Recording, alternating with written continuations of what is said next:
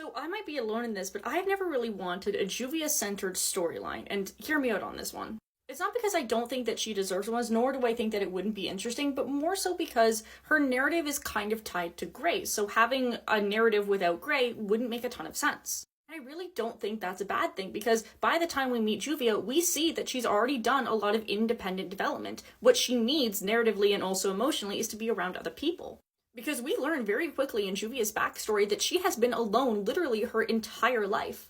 And that she has willingly let people like Jose and Bora take advantage of her because she knows that she's incredibly powerful, but she knows that they're taking advantage of her, but she just desperately wants to be around other people, so she accepts it. Like, in her first conversation with Grey, Juvia admits that she knows that Jose sucks as a human dude and that what he's doing is wrong and he takes advantage of everyone in the guild. She knows that he only cares about her for her power, but Jose was the only one who offered Juvia a home when she had nothing. And it's established time and time again that Juvia doesn't care about being super powerful. Yeah, sure, it gets the job done, she still is a wizard, she still needs to pay the bills. But she doesn't really like to advertise the fact that she is, in fact, a very powerful wizard. For example, during the whole, Loxus rebellion arc, Juvia easily could have beat Kana and just taken down Freed, and the situation very easily could have been the two of them coming to an agreement where Juvia's like, listen, I don't want to hurt you, but we both know that I'm the only one able to get out of the situation, or even Kana presenting it as a solution, where Kana willingly sacrificed herself, you need to beat me so that way you can beat Freed.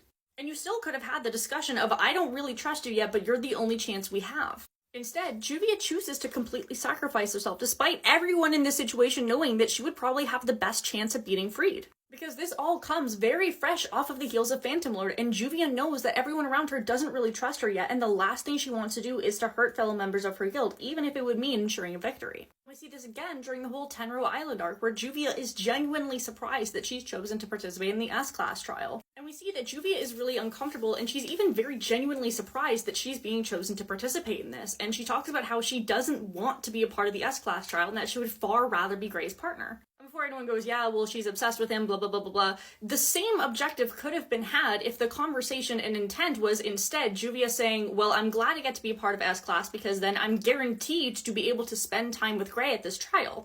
Plus, I would be able to show him that I am just as powerful as the other woman he respects and cares about in this guild, thus catching his attention. Juvia makes it clear that she really does not want to participate in this S-Class trial and willingly loses to Urza very easily. Before anyone goes, oh my god, Urza is super powerful. Obviously Urza is super fucking powerful, but later on, during the whole battle with Meredy, Urza realizes, holy shit, Juvia wasn't even fucking trying. Even Grey, especially in 100 Years Quest, explicitly says several times that Juvia is an absolute powerhouse who is more than capable of taking care of herself and is frankly probably more powerful than him. Juvia doesn't really need an independent arc the same way that Urza and Lucy did because she already had hers before the story began. What's most important to her development is the people around her and her relationships with them. To me, the most important Juvia moments happen when she is in a moment with someone else, like during the Tower of Heaven arc when she has that fight with Lucy and they do the series' first unison raid. Her friendship with Gajiel is deeply important to the two of them, and even though it's kind of a background relationship, it is still fundamental to them.